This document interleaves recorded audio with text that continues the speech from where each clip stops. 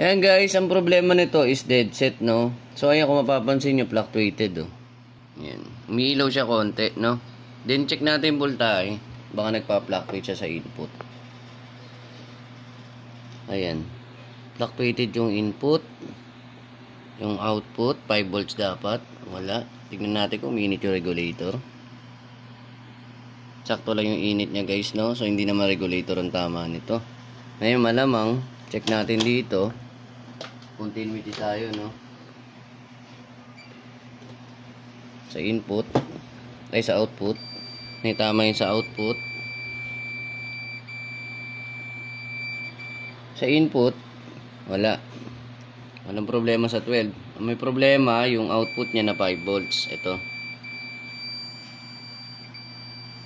Diba? So, ituturo ko sa inyo guys paano i-short killer yan. Kasi medyo yung 5 volts kasi malaki po sakop niyan. Ngayon, i-short killer na lang natin, no? Gamitan natin short killer.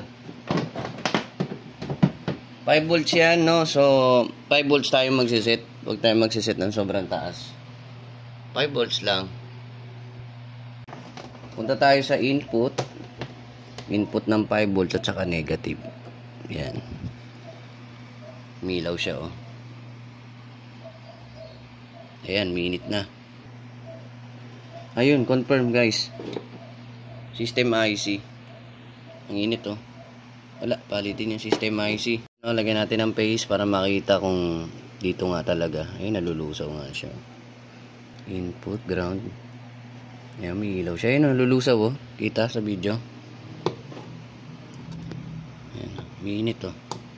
Ayun, oh. Diba? At least di na tayo maghanap kung saan yung shorted. 5 volts lang naman sinupply natin pero nasusunog yung IC. So, ibig sabihin na may problema yung IC. So, papalitan natin ng IC yan, no? Ayan guys, ganito lang pagtanggal ko ng IC, no? Medyo matagal lang kasi kailangan ng konting ingat. Papaliguan mo lang siya ng soldering lead.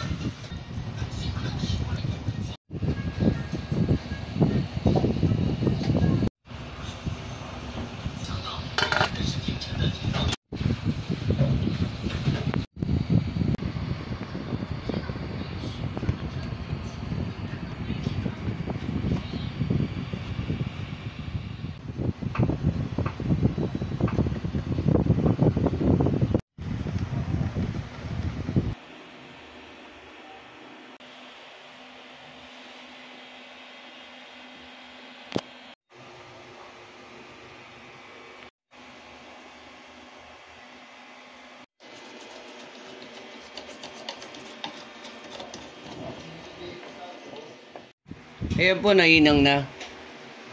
No? Ito yung luma. Ayan. Ayan. Kabit natin. Oink. Oink. Oink. I-check muna natin kung may power na, no? Saksak. Ngayon na may power na. Diba? Ngayon, tignan natin kung babasahin niya pag nawala yung sensor, kung mag-error siya.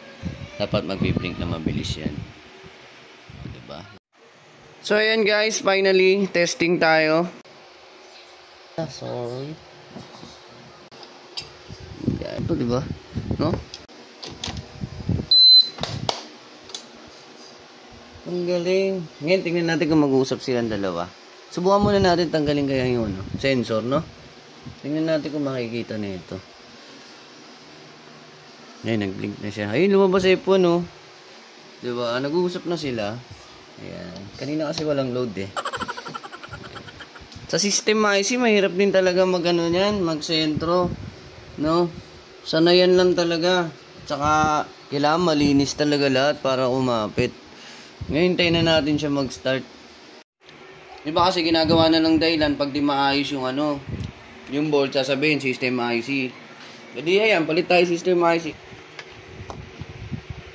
Ay, mandal na. Ito pala yun. Okay na. Oh, di ba?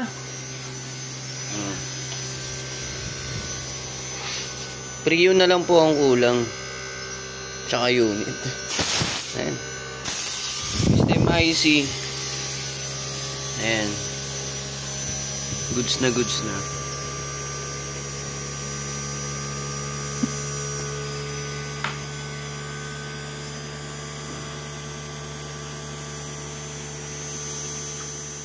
Okay guys, yung board. Yung system ayos na pinalitan natin. Kasi natanggal na natin yung mga ano niya, coating niya, yung anti-corrosion niya. Spray tayo, clear. Pwede naman yan. Huwag lang itim, baka hindi mo na matrace yung pag itim.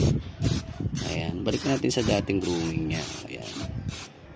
Para hindi siya asidin, hindi masira yung gawa natin, di ba? Sayang naman, diba? Papakinabangan pa. Ganyan tayo. Ay, wag lang pala yung socket, sorry. Baka mag-error. Yung mga pyesa lang. Ayan, system IC. Diba? Okay na?